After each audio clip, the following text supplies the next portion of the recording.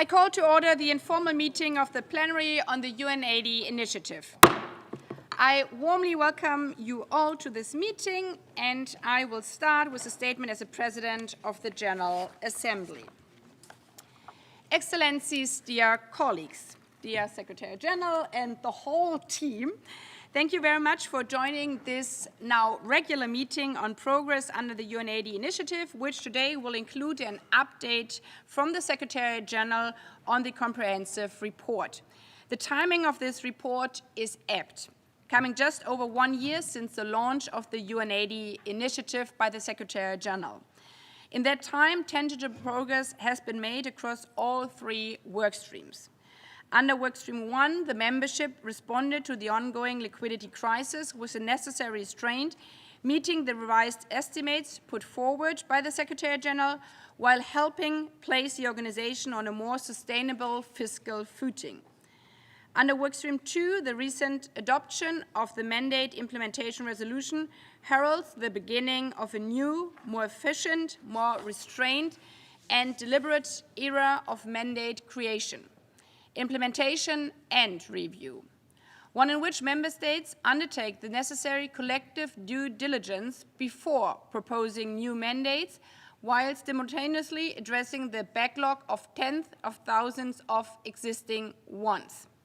And under Workstream 3, recent briefings on the proposed mergers of the UN system entities have highlighted the complexity of assessing both the benefits and trade-off of such reforms.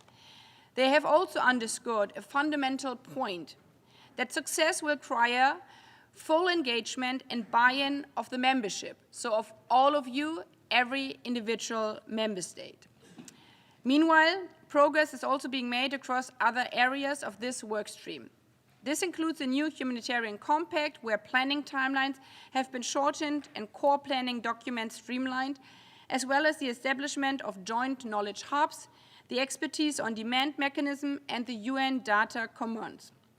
Together, these efforts reflect a broader push to improve coordination, efficiency, and delivery across the UN system, and shows if we want all together to be better, we can achieve reform steps also in these fragmented times. On each of the work streams, the recent comprehensive guides offers further detail. This will, we hope, be complemented by the report, which should allow both the pace and depth of discussion to accelerate significantly.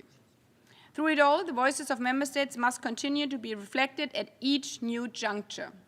And on this, they have been clear. Decisions under the UN80 initiative across all three work streams must be predicted on efficiency and delivery. Assuring this requires comprehensive evidence-based analysis before decisions are made, adequate consultation time, and full transparency, most notably for structural reforms, which must proceed strictly under intergovernmental oversight. Colleagues, on these points, I would recommend that further efforts be made to strengthen the interlinkages between work streams, recognizing that mandates and the work of the UN systems are inextricably linked. The work of the ad hoc working group on mandate implementation review can and should feed into decision-making on workstream 1 and 3, and vice versa, with decisions taken by member states on mandates reflected in decisions on the budget, as well as on structural changes and program realignments across the UN system. In this regard, I would especially encourage member states to engage actively in the process within the ad hoc working group on the proposed templates, and to see how this can be applied elsewhere throughout the reform process, notably to influence decision-making under Workstream 1, which is currently ongoing in the 5th committee. So this is interconnected, and we should really ensure that also the information flow is interconnected within missions, but also within the system. At its core, we must ask ourselves a fundamental question. What should the Secretariat look like in the next decade?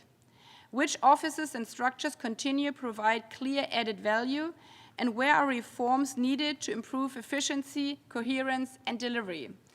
And as the discussions are currently going on in the 5th committee, where many experts are and less PRs, This is a highly strategic and political discussion, and it should not be left solely to technical negotiation in the Fifth Committee, the Secretariat, or the often intense budget discussion late in the year at the ACABQ.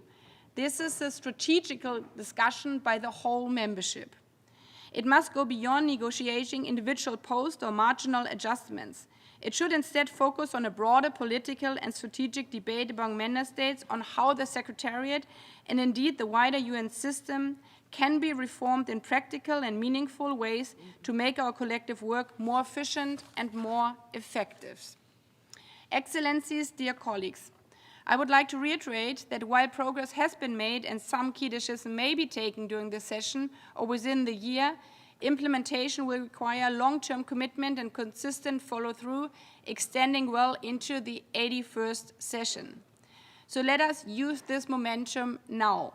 Build on the foundation already established, sustain the momentum underway, and continue advancing reforms that strengthen this institution, not only for the years ahead, but for the decades to come, which was started by the Secretary-General and the UN-ready reform last year.